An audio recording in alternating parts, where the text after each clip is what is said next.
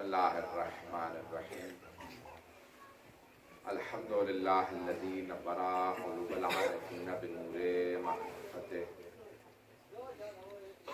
واثبت فؤاد انبیائہ و اولیائہ بقصص الانبیاء والمرسلین واکمل ایمان المسلمین والمؤمنین بولایت علی امیر المؤمنین علیہ السلام اللہم صل علی محمد والصلاة والسلام والتحیۃ والاکرام علی افضل الموجودات العبد المؤید والرسول المسدد المصطفى الامجد المحمود الاحمد اعنی ابا القاسم محمد اللهم صل على محمد وآل محمد وعلى روحه ونفسه وصحره ووصيه سید الاتقیاء والاصفیاء مولا الموالی امام المتقین علی ابن ابی طالب اللهم صل على محمد وآل محمد وعلى اوصیائه لا سیما بقیت اللہ فی الارضین روحی و ارواح العالمین لتراب مقدمه الفدا واللعنة الدائمة على اعدائهم اجمعین من الآن الى قیام یوم الدین. اما بعد فقد قال اللہ الحکیم فی کتابہ الکریم بسم اللہ الرحمن الرحیم وقضى ربك الا تعبدوا الا اياه وبالوالدين احسانا صدق اللہ العلی العظیم. صلوات اللهم صل على محمد وآل محمد. سورہ فاتحہ کی درخواست کروں گا حجت اسلام السلیم مولانا غلام شبیر نقوی صاحب کی والدہ مرحومہ کے لیے حاضرین کے مرحوموں کے لیے تمام شہداء کے لیے فاتحہ. اللهم صل على محمد وآل محمد. جانتا ہوں تاخیر ہو چکی ہے، بہت زیادہ وقت نہیں لوں گا. سارا دن آج میں بھی ڈیلیگیشن لے کے آئے ہوئے ہیں برطانیہ سے، یورپ سے، مجلس المشاہد یورپ اور مرکز اسلامی. اس کے علاوہ اہل سنت کے 20 علماء ہمارے ساتھ ہیں. آج سارا دن نجف کی زیارات تھی اور ابھی بھی نجف اس کے بعد کوفہ زیارات پہ گئے ہوئے تھے. بیان کرتے رہے تو سارا دن بولتا رہا ہوں. جس حالت میں ہوں انتقال عمل کرتے ہوئے جناب حجت اسلام السلیم مولانا نصیب الدین نقوی صاحب نے مولانا غلام شبیر نقوی صاحب کی والدہ مرحومہ کی اس مجلس کے لیے فرمائش کی اور حکم دیا. ہم نے اشارہ پیش کر دیا. بہت سے علماء میرے ساتھ موجود ہیں، اگر سب کے نام لوں گا تو بہت طول دے دوں گا، لیکن جناب حجت اسلام السلیم مولانا جعفر علی نجم صاحب، حجت اسلام السلیم مولانا محمد حسن ماروی صاحب، حجت اسلام السلیم مولانا سید نذیر نقوی صاحب، حجت اسلام السلیم ڈاکٹر عباس نقوی صاحب اور حجت اسلام السلیم مولانا سید نذیر نقوی صاحب کی برطانیہ سے جو وفد آیا اس میں جو چند علماء سارے دن کے تھکان کے بعد آ سکے ہم حاضر ہوئے ہیں تاکہ تمام کے تمام یہاں پہ علماء اور طلباء سے ملاقات بھی ہو سکے اور ایک مؤمنہ کی مجلس ہے اس سے سارے ثواب میں ہم بھی شریک ہو سکیں. ماشاءاللہ ماشاءاللہ. میرے ٹوٹے پھوٹے الفاظ کو قبول فرمائیے گا جس میں میرے سینے نے گلے نے ساتھ دیا. چند ٹوٹے پھوٹے جو مطالب میرے فساد کے اندر ہیں پیش کروں گا. عزیزان کرام، میں نے جس آیت کا انتخاب کیا سورہ بنی اسرائیل 17واں سورہ ہے یا سورہ اسراء، اس کی آیت نمبر 23 سے اس کا انتخاب کیا ہے. یوں تو بہت سے مطالب ہیں، یا فاطمی ابھی بھی گزرے ہیں اور جناب ام البنین سلام علیہ کی، جناب فاطمہ زہرا سلام علیہ کی یہ جو ایام گزرے ہیں یا شہادتیں، ان سے مطالب بھی پیش کر سکتا تھا. سوچ رہا تھا کہ آپ مختصر بہت زیادہ وقت نہیں ہوگا. جناب ام البنین سے متعلق میں نے ایک کتاب میں دیکھا ہے کہ جب وہ بہت زیادہ گریہ بھی کرتی تھی اور مرثیہ بھی کہتی تھیں تو مروان نے ان کو زہر دلوایا. بہرحال مجھے اس کی تحقیق میرے ذہن میں نہیں ہے، لیکن یہ بحث موجود ہے. مجھے مطالب پیش کرنی ہے آیت سے متعلق. والدین کا کیا کردار ہے؟ بعض اوقات میری باتوں کو برا نہ منائیے گا، میں کوئی سخت بات جملہ کہہ دوں. بعض اوقات ہم لوگ دوسروں کو نصیحت کرتے ہوئے خود اپنے آپ کو استثناء قرار دے دیتے ہیں. کبھی بھی کوئی معلم کوئی مبلغ اپنے آپ کو استثناء قرار نہ دے. اور میں مقدس میں ہمارے بہت بزرگ عالم دین کہتے تھے کہ میں نے اخلاق میں کم ان افراد کو پایا ہے جو ہمیشہ درس اخلاق کہتے ہیں، کیونکہ وہ شاید سمجھنے لگتے ہیں کہ کیونکہ میں دوسروں کو پڑھانے کا حق رکھتا ہوں تو مجھے عمل کرنے کی ضرورت نہیں. یہ بعض اوقات انسان جانتا ہی نہیں کہ وہ عمل نہیں کر رہا. تو اس لیے آیات جب ہم پڑھیں یا روایات پڑھیں تو سب سے پہلے وہ ہمیں ہی لاگو ہوتی ہے. تو کئی مرتبہ میں نے غور کیا ہے کہ ہم بعض اوقات اپنے والدین کے ان حقوق کو اس طرح سے ادا نہیں کر پاتے جیسے ہم عوام کو تبلیغ کرتے ہیں. تو خدمت کے اثرات ہیں. میں نے بہت بڑے بڑے علماء کی زندگیوں میں یہ جملے دیکھے ہیں. فرماتے ہیں کہ میری زندگی میں جو کچھ مجھے نصیب ہوا، تو بعض اوقات خمینی کا ملتا ہے، کہتے ہیں کہ نماز شب ہے اور زیارت عاشورہ ہے، یا علامہ طباطبائی کا کہ تہجد ہے اور زیارت معصومی جناب امیر کی، جناب معصومہ کی زیارت ہے، بہت سے علماء کا. لیکن بعض علماء نے اپنی نماز شب کے ساتھ اگر نام لیا ہے تو والدین کی خدمت کا نام ہے. جیسے شیخ مرتضیٰ مطہری نے کہا کہ جو کچھ ملا میرے ماں باپ کی خدمت سے نصیب ہوا. یہ مثال کے طور پہ آج عادل خامنہئی کا میں ایک جملہ ایک جگہ دیکھ رہا تھا. فرماتے ہیں کہ میں بہت بڑا خطیب بھی تھا، مدرس بھی تھا، مدرسے کے اندر پڑھاتا بھی تھا. خطیب ساری سب سے زیادہ مجالس میرے پاس ہوتی تھی، تہران کی مشہد کی خطابت بھی کرتا تھا، مدرس بھی تھا، مسجد بھی تھی، سب کچھ تھا جو ایک طالب علم سوچ سکتا. کہا جب 4 یا 5 بھائی ہم، اور اچانک والدہ بیمار تھی، والد کو بھی فالج ہو گیا. آیت اللہ خامنہ کے والد بھی خود عادل جواد خامنہ وہ خود آیت اللہ تھے. تو کہا دونوں بستر پہ تھے. میں نے سب بھائیوں سے درخواست کی، کہا کہ بھئی والدین کو رکھ لو، کوئی خدمت کرے. میری بہت زیادہ مصروفیات ہیں، مالی طور سے میں مدد کروں گا، لیکن اگر کوئی ایک ذمہ داری قبول کر لے. سن رہے ہیں حضرات میری بات؟ اور فرماتے ہیں کہ تمام بھائیوں نے کہا کہ نہیں ہماری مصروفیات ہیں. تو کہا کہ میں نے اپنی تدریس کو چھوڑا، پیش نمازی کو چھوڑا، کیونکہ وہ ایک فارج میں تھے اور دونوں کے دونوں بستر پہ ہمیشہ تھے. 6 بچے میرے اپنے تھے. فرماتے ہیں مشہد میں اس وقت کہا میں نے سب کچھ چھوڑ دیا، خطابت کو سب کچھ چھوڑ دیا. 4 سال مسلسل والدہ کی خدمت کی، 6 سال والد کی جب تک وہ زندہ رہے. اور ان 6 سالوں میں یہ سوچتا تھا کہ اب میرا مستقبل ختم ہو گیا، زبان کو زنگ لگ گیا ہے، تدریس سلیمہ میں حسن کا ترجمہ فارسی کا انہیں کہا ہے کہ سب کچھ میں سوچا تھا ختم ہو گیا. کہ لیکن میں نے دیکھا کہ اللہ سبحانہ و تعالیٰ نے مجھے ان مقامات سے نوازا جو میں تصور بھی نہیں کر سکتا. لیکن وہ کہتے ہیں اس یقین سے کہہ رہا ہوں کہ اللہ نے جو کچھ نوازا ان خدمتوں کے بعد وہ میری وجہ سے نہیں تھا، ماں باپ کی خدمت کا نتیجہ. بعض اوقات انسان کو توفیق نصیب ہوتی ہے تو والدین کی بزرگوں کی خدمت کا. ایسا نہیں گرامی میں اگر ایک درخواست کروں کہ تھوڑا سا اگر رحمت کرتے آگے تشریف لا سکیں گے، جگہ بن جائے گی. جو لوگ کھڑے ہیں نواز بلند تر صلوات.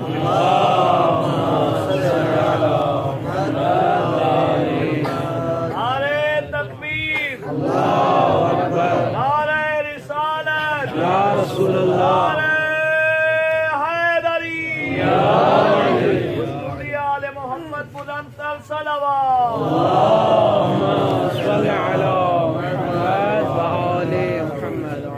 جو فرما رہے ہیں دنیا کے اندر بے انتہا اللہ سبحانہ و تعالیٰ توفیقات عطا فرماتا ہے.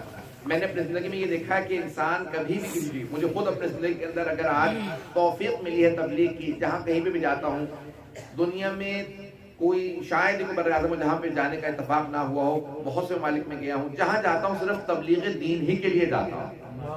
اور یہ اللہ کا کرم ہوتا ہے کہ انسان جب جائے تو تبلیغ کے لیے جائے. اور زبان میں اثر بھی اللہ عطا فرماتا ہے کہ انسان اگر کوئی کہہ دے کسی سے کہ بھی آپ آئندہ نماز پڑھ لیجئے گا اور لوگ پڑھنے لگے، یہ اللہ کی توفیق ہے. انسان کبھی بھی اپنے آپ کو بڑا نہ سمجھے، انسان کی اپنی کوئی حیثیت نہیں ہوتی.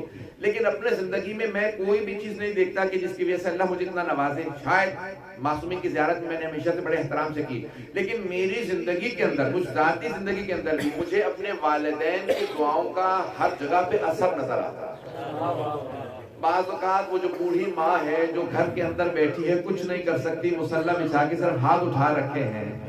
میں نے بہت بزرگ علماء مجتہدین سے سنا ہے، وہ والدین جو کچھ نہیں کر سکتے، جو گھر کے اندر صرف بیٹھے رہتے ہیں، تمہیں معلوم ہی نہیں ہے گھر میں ان کی وجہ سے کتنی رحمتیں نازل ہوتی ہیں. الشیخ فی اہلہ کالنبی فی امتہ. ہر آدمی نے اپنی اپنی توجیحات پیش کی ہیں امام معصوم علیہ السلام کی، من لا یحضر الفقیہ کی اس حدیث کی کہ شیخ سے مراد کیا ہے. لیکن گھر کے اندر وہ بوڑھے آدمی ایک اس طرح کی حیثیت رکھتے ہیں کہ جیسے ایک نبی اپنی امت میں حیثیت رکھتا ہے، یعنی وہی احترام دینا چاہیے انہیں کہ جو ایک نبی کو دیا جاتا ہے. ایسا نہیں گرامی، یہ والدین سے متعلق بہت اللہ نے جہاں کہا اس آیت کے اندر وَقَضَىٰ رَبُّكَ أَلَّا تَعْبُدُوا إِلَّا إِيَّاهُ، اللہ نے یہ فیصلہ کر دیا ہے، اس کا یہ حکم ہے کہ کسی کی عبادت نہ کی جائے سوائے اس کے. وَبِالْوَالِدَيْنِ إِحْسَانًا، جہاں اپنی عبادت کا حکم دیا اس کے فوراً بعد والدین سے نیکی کا حکم دیا. یعنی اس کی قضا یہ ہے کہ صرف اس کی عبادت کی جائے. اس کا فیصلہ یہ ہے. اور وبالوالدین احسان، میں نے پہلے وعدہ کیا تھا چند مثالیں تاریخ اہل بیت علیہ السلام سے پیش کروں گا، کیونکہ آج ایک ماں کی مجلس رکھی گئی ہے، والدہ کی مجلس ہے. اگر سننا پسند فرمائیں گے چند مثالیں پیش کرنا چاہتا ہوں. ایک فارسی کتاب سے پیش کر رہا ہوں کہ فرماتے ہیں امام حسن مجتبی علیہ السلام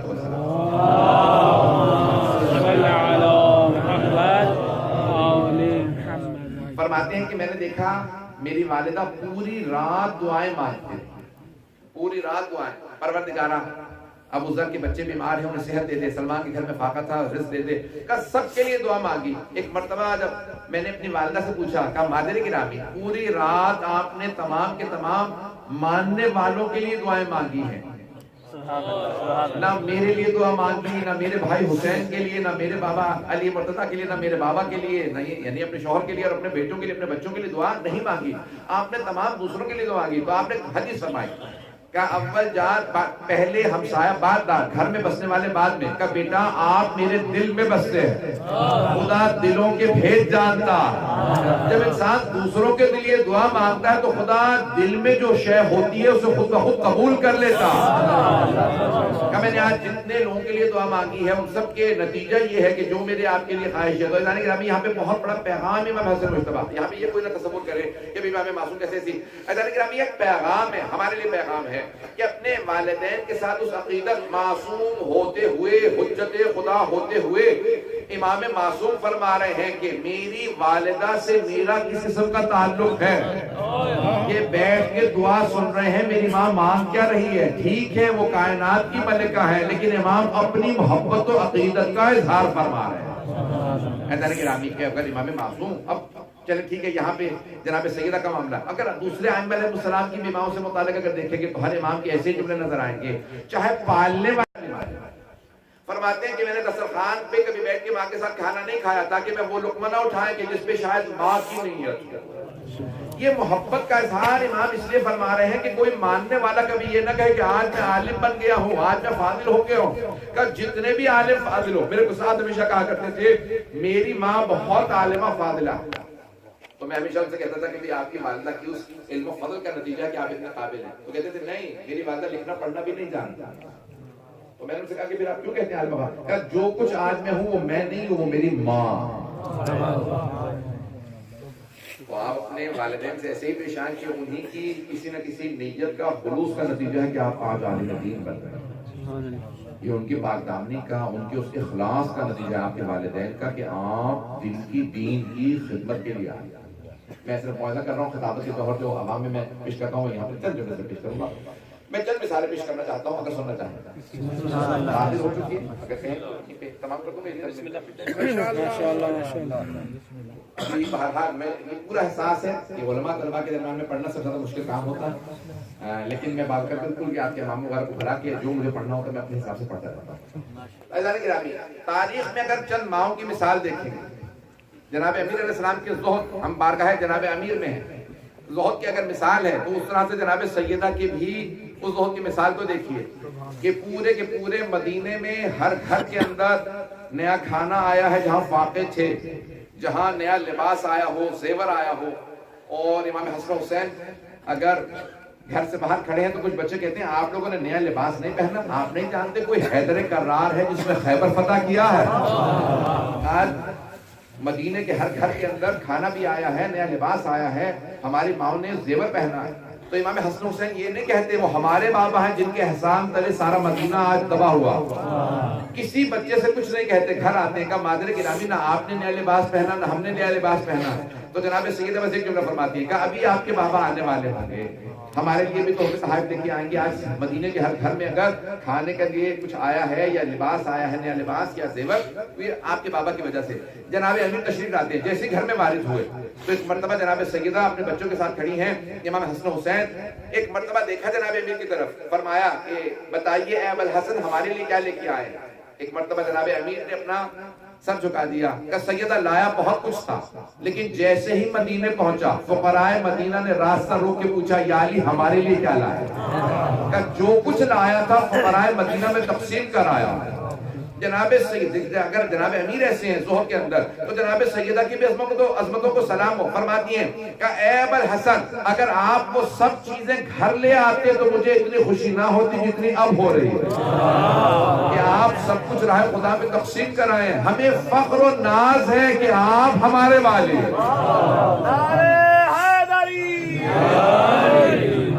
حسن حسین فرماتے ہیں بابا ہمیں ناز ہے آپ ہمارے بابا ہیں. عزیزان گرامی ہر فرد کی گھر کے اندر ضرورت ہوتی ہے اس تقوی کے اندر یا انسان کی راہ خدا کے اندر اطاعت کے اندر مدد کی ہر فرد کی ضرورت ہوتی ہے. وجدتھا خیر عون فی طاعت اللہ یہ اس مضمون کے جملے ہیں جناب امیر علیہ السلام کے کہ جب پوچھا آپ نے میری بیٹی فاطمہ کو کیسا پایا جناب امیر سے جناب سرور کائنات نے تو آپ نے فرمایا اللہ کی اطاعت میں سب سے بڑا معاون و مددگار میں نے فاطمہ کو پایا. عزیزان گرامی گھر کا ماحول ہی بدل جاتا ہے اگر ہر فرد اللہ کی اطاعت کے اندر دوسرے کی مدد کرنے لگے. ایک حدیث امام محمد باقر علیہ السلام کی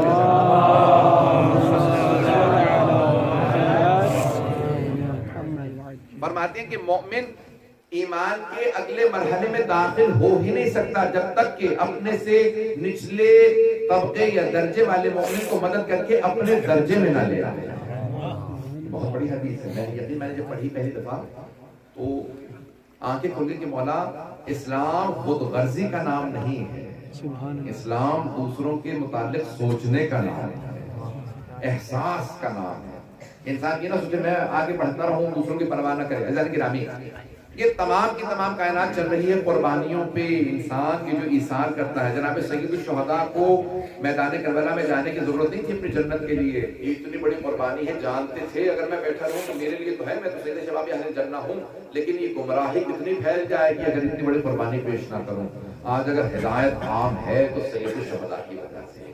عزیزان گرامی چند ماؤں کی مثال میں کربلا سے پیش کرنا چاہتا ہوں. اسی میں فضائل بھی ہوں گے اور چند تمہیدی جملے مسائل کے بھی ہوں گے. مسائل تھوڑا سا کو سکون مل جائے گا کہ جس نے ماں کو کھو دیا ہے کہ کیفیتیں انسان کی کیسی ہوتی ہیں. اہل بیت علیہ السلام کو پروردگارہ ماننے کا میں یقین مانیے نوجوانی سے ہمیشہ خطوں کفن وغیرہ میں جاتا رہا تو ایک اضطراب سے پیدا ہوتا تھا, گھبراہٹ سے پیدا ہوتی تھی. میت میں ہے جنازے میں ہے لیکن جیسے ہی تلقین پڑھی جاتی تھی تو ایک سکون سا مل جاتا تھا. پروردگارہ تیرا شکر ہے ہم مرنے کے بعد بھی لاوارث ہیں. پروردگارہ تیرا کتنا ہم پہ فضل و کرم ہے کہ تو نے آل محمد کا ماننے والا بنایا ہے. جو تلقین پڑھی جاتی ہے اس میں عجیب و غریب سکون سا ملتا ہے. اسمع افہم هل انت علی العہد الذی فارقنا, کیا اس عہد پہ باقی ہے. اور کتنے جملے ہیں کہ جس میں انسان اپنے نبی اپنے امام اپنے ولی سے متعلق سنتا ہے. چند مثالیں میں پیش کرنا چاہتا تھا جو ذہن میں لے کے آیا کیونکہ ذہن پورا دن موقع نہیں مل سکا مجلس کی تیاری کا, لیکن جو چند مثالیں میں نے جو چند مائیں ہیں میدان کربلا کی. اس سے پہلے کہ میں کربلا کی ماؤں کی مثال دوں حضرت ام البنین کے ایام گزرے ہیں. ایک ماں جس کے 4 بیٹے ہوں اور فاطمہ سے نام کو نیت پہ چلا جائے ام البنین, شیر جیسے بیٹوں کی ماں. اور یہ لقب کو ام البنین جناب امیر نے لیا. اور ظاہراً آغا خلقانی نے جو کتاب قمر بنی ہاشم کو جلدوں پہ لکھی ہے اسی میں ظاہراً موجود ہے. فرماتے ہیں کہ جب جناب امیر آواز دیتے جناب ام البنین کو فاطمہ تو آپ نے ایک مرتبہ درخواست کی, کہا کہ اے ابا الحسن مجھے بھلا فاطمہ نہ کہا کیجیے.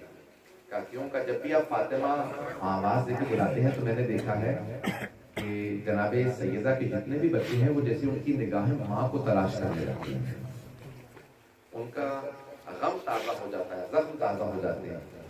تو اس وقت مولا نے آپ کو لقب دیا کہ آج سے آپ کا لقب ام البنین.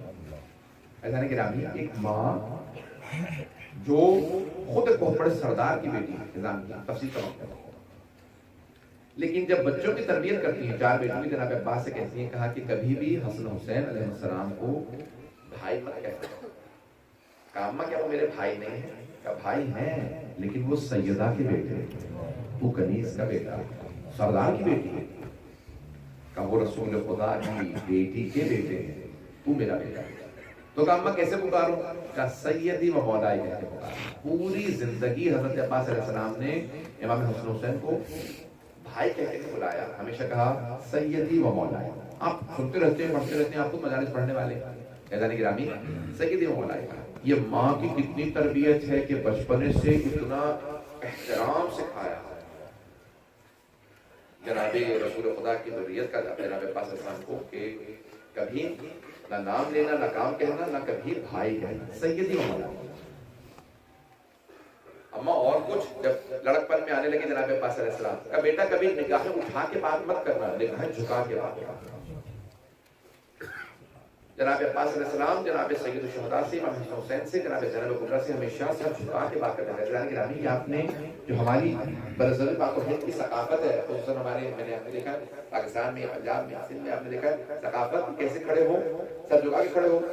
حضرات گرامی یہ ادب میں نے عربی ثقافت میں بھی ایسے جملے پائے ہیں کہ ادب و آداب کی ثقافت حد رہا ہے، سر اٹھا کے مت بات کرنا۔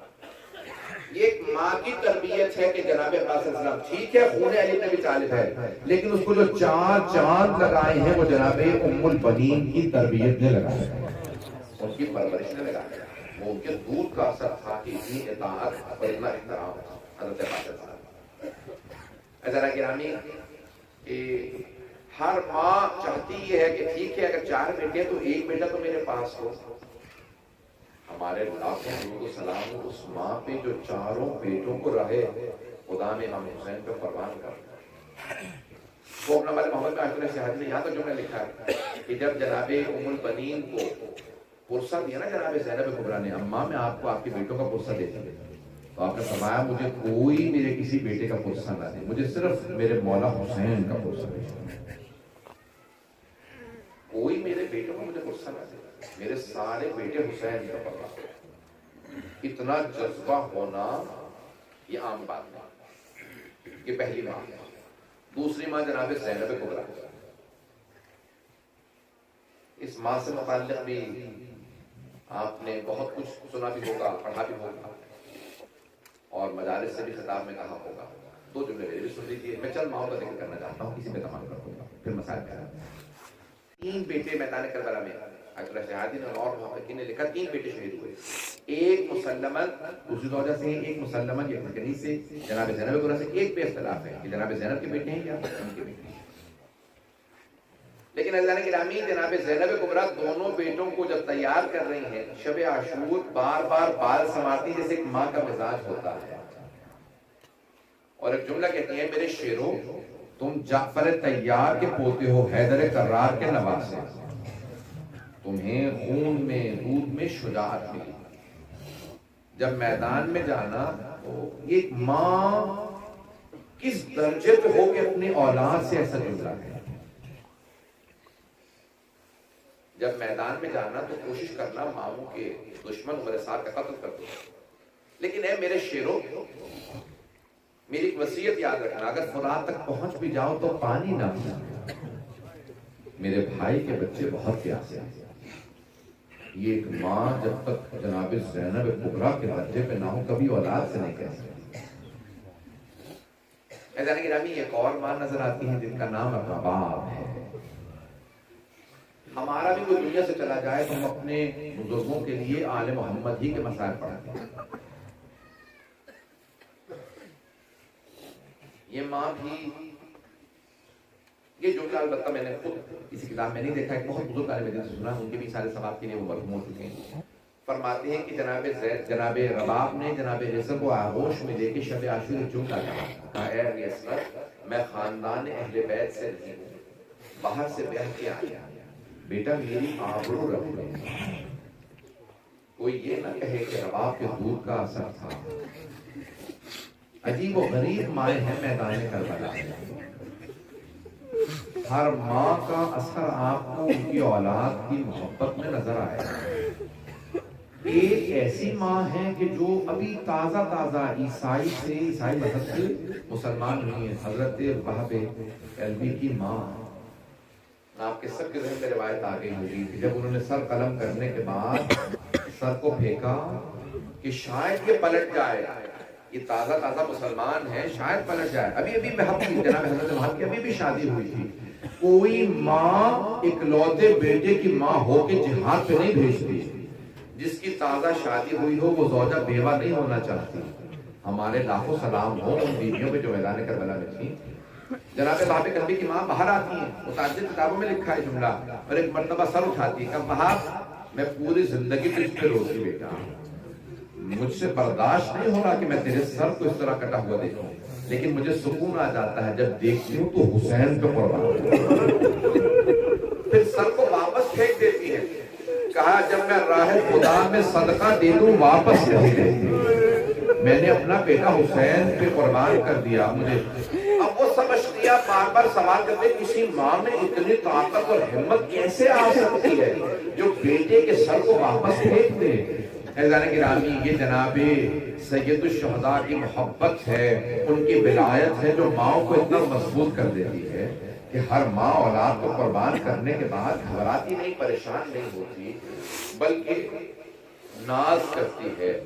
میں اب ہاتھ جوڑ کے جملہ پیش کروں، اگر میرے بھائی، میرے بزرگ، میرے بچے اگر مجھے دیکھ سکیں، میں نے ایک جملہ اکثر کتابوں میں دیکھا ہے کہ میدان کربلا سے جب بیویاں چلیں تو ان کے ہاتھ پس سے گردن بندھے ہوئے تھے، ماؤں نے بچوں کو نہیں پکڑا ہوا تھا، بچوں نے ماؤں کے گلے میں باندھی ڈالی تھی۔ جب بھی بچے کے بازو تھکتے تھے تو ہاتھ چھوٹ جاتے تھے، بچہ گرتا تھا، ناکہ سے گرتے ہی پچھلے اونٹوں کے پاؤں میں آتے بچہ مارا جاتا۔ نہ جانے کس کس ماں کی گود اجڑی اس راستے میں، نہ جانے کون کون سی ماں بچوں کو دیکھ دیکھ کے روتی تھی، ہائے میرا بچہ مارا گیا۔ اب یہ کتنی ماؤں کی گودیں اجڑ رہی ہیں، لیکن ماؤں کو صبر اللہ نے اتنا دیا۔ ایک اور جملہ پیش کر رہا ہوں، میں اکثر بچپنے میں سوچا کرتا تھا ان بیویوں میں سے کوئی کیوں غم سے نہیں مر گئی، تو ایک بزرگ عالم دین نے مجھے جواب دیا کہ میں نے ایک جملہ پڑھا جناب سید الشہداء کا کہ مولا حسین بار بار روز عاشور کہتے پروردگارا میں جانتا ہوں مردوں کے لاشیں پڑے رہے ہیں، پروردگارا میں برداشت کر لوں گا مردوں کے لاشیں پڑے رہے، پروردگارا ان بیویوں کو اتنا صبر دے دے، میری غیرت برداشت نہیں کرے گی کسی بیوی کی لاش کربلا میں پڑی رہے۔ پروردگارا انہیں اتنا صبر دے دے، انہیں اتنا صبر دے دے، کوئی ماں نہ مرے بیٹے کے غم میں۔ اب سمجھ میں آیا جناب زینب کو کہاں سے اتنا صبر آیا۔ میں جناب لیلا سے متعلق جملہ پیش کروں گا اگر برداشت کر سکیں۔ جناب علی اکبر کے سر کو دیکھنا شروع کیا، دیکھتی چلی جا رہی ہے، دیکھتی چلی جا رہی ہے، اس بوڑھی خاتون کو روک کے کسی ماں نے کہا کیا بات ہے، کیوں دیکھ رہی ہو اس جوان کے سر کو، کون ماں کو سمجھائے، اب بیٹے کو نظر نہیں لگے گی، شہید ہو گیا لیکن ماں کا دل تھا، کیا بات ہے کیوں دیکھ رہی ہو سر کو، کہا بیوی کوئی بات نہیں، میں تو اپنے خدا سے دعا مانگ رہی تھی، پروردگارا اس جوان کے مرنے سے پہلے اس کی ماں مر گئی ہو، اجرکم اللہ، اجرکم اللہ، اس جوان سے پہلے اس کی ماں مر گئی ہو، کوئی ماں اس جوان سے جناب علی اکبر جیسے بیٹے کو کھو کے جی نہیں سکتی، تو رو کے ایک جملہ کہا جناب لیلا نے کہا نہیں ماں زندہ ہے اور موت بھی نہیں آتی۔ اجرکم اللہ، ان ماؤں کو دعا ہے جناب سید الشہداء کی۔ میں ایک سوال کروں آپ سے، ایک ہمارے عالم دین کی، ایک مومن بھائی کی ماں کا انتقال ہوا، انہوں نے مجلس رکھی، آپ سب آ گئے، ابھی کیا کریں گے آپ؟ جب مجلس ختم ہو جائے گی ہر آدمی گلے لگا کے پرسا دے گا، ارے آپ کی والدہ دنیا سے چلی گئی، ہم تسلیت پیش کرنے آئے ہیں، ہاتھ جوڑ کے ایک سوال کروں، کبھی ان کے گلے میں کوئی توق نہیں ڈالے گا، ہاتھوں میں کوئی زنجیریں نہیں باندھے گا، پیروں میں کوئی بیڑیاں نہیں پہنائے گا، ہائے میرے مولا سجاد۔ اجرکم اللہ، مولا فرماتے ہیں جب آئے نا چہلوں پہ واپس کربلا میں بھی بس آئے، میں نے دباؤ نہیں کہ میں نے پڑھنا چاہ رہا ہوں، آگے دو جملے اور پڑھوں گا، کوئی بھی بخل نہ کرے رونے میں۔ جب چہلوں پہ کربلا واپس آئے نا، دیکھا جناب جابر موجود ہے، جب کوئی کسی اپنے کو کھو دے اور اسے کوئی پرسا نہ دے، وہ تلاش کرتا رہتا ہے کوئی مجھے سینے سے لگائے، کوئی گلے لگا کے کہے آپ یتیم ہو گئے، کوئی پرسا دے۔ ایک مرتبہ جناب جابر کو دیکھا، آیت اللہ اشتہارتی کہتے ہیں امام سجاد سوگرہ والا محمد میں خود ہی آگے بڑھے، جناب جابر کو گلے سے لگایا، کہا جابر ہاں ہونا پوتے لا لے جابر اس جگہ پہ ہمارے مردوں کو ذبح کیا گیا، جابر میری پھپھیوں کی چادریں چھینی گئے، میری چھوٹی سی بہن کو تماچے لگے، پھر رو کے کہا جابر میرے گلے میں طوق پہنایا گیا۔ اجرکم اللہ، اجرکم اللہ۔ جیسے کوئی کئی دنوں سے کسی اپنے کو تلاش کر رہا ہو، مجھے کسی نے پرسا نہیں دیا، کسی نے مجھے گلے نہیں لگایا۔ آئیے ذرا میں اس ماں کے مسائل پیش کرنا چاہتا ہوں۔ ابھی کل ہی تو شہادت گزری ہے نا جناب ام المؤمنین کی، بس جملے آپ نے سن لیجئے۔ جیسے ہی قافلہ مدینے واپس پہنچا، امام سجاد نے کہا بشیر جا کے مسجد نبوی میں اعلان کر دے حسین مارے گئے ہیں۔ بس بھئی مجھے نہیں معلوم کیسے میں پیش کروں یہ الفاظ۔ بشیر نے ممبر رسول پہ کھڑے ہو کے آگے الا یا اہل یثرب لا مقام لکم بہا قتل الحسین میں کر رہا، نہیں کہا مدینے والوں، کہا یثرب والوں، جس نبی کی وجہ سے یثرب سے بدل کے مدینہ کہا تھا، کلمہ گویوں نے خود ہی اس نبی کے نواسے کو مار دیا۔ اس شہر کا نام پلٹا کے دوبارہ یثرب کر دو، کہو یثرب والوں یہ شہر رہنے لائق نہیں رہا، قتل الحسین میں کربلا۔ ایک بوڑھی ماں نے جن کی آنکھوں میں موتیا اتر آیا تھا، جناب ام المؤمنین نے صرف سنا حسین مارے گئے، فوراً پوتے کو بلایا، مجھے فوراً مسجد نبوی لے چل، ہاتھ میں اصلیہ سر پہ موقع رکھا، آنے کے بعد ایک سوال کیا کہ بشیر یہ کون سا حسین کربلا میں مارا ہے؟ کبھی بھی آپ کو نہیں معلوم؟ نواسہ رسول حسین مارا گیا، علی کا لال حسین مارا گیا، زہرا کے دل کا چین حسین مارا گیا۔ الفاظ میرے ہیں، مفہوم روایت کا ایک مرتبہ جناب ام المؤمنین نے سوال کیا کیسے مارا؟ عباس کے ہوتے وہ حسین مارا گیا۔ ایک مرتبہ بشیر نے کہا نہیں بی بی آپ نے غلط سنا، پہلے عباس مارے بعد میں حسین مارے گئے۔ جناب ام المؤمنین کی آنکھوں سے آنسو تو بہ رہے تھے، لیکن ابھی بھی بی بی صبر کر رہی ہے، ہاتھ میں عصا ہے، کہ میں نہیں مان سکتی، علی کا شیر بیٹا جنگ نہ کر سکا۔ بشیر نے بس ایک جملہ کہا بی بی جب عباس کے سر میں گرز لگا نا تو عباس گھوڑے کی زین پہ سنبھل نہیں سکے، زمین پہ گر گئے۔ جناب ام المؤمنین نے ایک مرتبہ آنسو روک کے کہا کہ بشیر کو عباس کو جانتا نہیں ہوگا، بشیر میں عباس بشیر میں مان ہی نہیں سکتی، عباس نہ روک سکا۔ ارے جناب عباس سے متعلق ہے دو انگلیوں سے گرز کو زمین پہ پھینک دیتے، تو جناب ام المؤمنین نے کہا نہیں میں نہیں مان سکتی، عباس گرز کا وار نہ روک سکا۔ اب بشیر نے بڑے سنبھل کے کہا کہ بی بی جب عباس کے سر میں گرز لگا، عباس کے بازو قلم ہو رہے تھے۔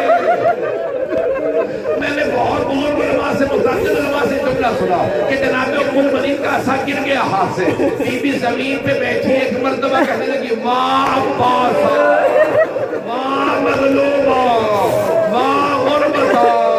بشیر نے بس ایک سوال کیا بی بی بیٹے کی شہادت برداشت نہیں ہو رہی کہ بشیر تو نے میرا کلیجہ چھلنی کر دیا۔ بشیر جب کوئی شہسوار گرتا ہے وہ ہاتھوں کا سہارا، جب میرے بیٹے کے بازو قلم ہو گئے تھے میں یہ سوچ سوچ کے رو رہی ہوں، عباس جب گھوڑے سے گرا جب ہاتھ نہیں تھے تو اس کا چہرہ زمین پہ لگا یا سینہ پہلے زمین پہ لگا۔ اللہ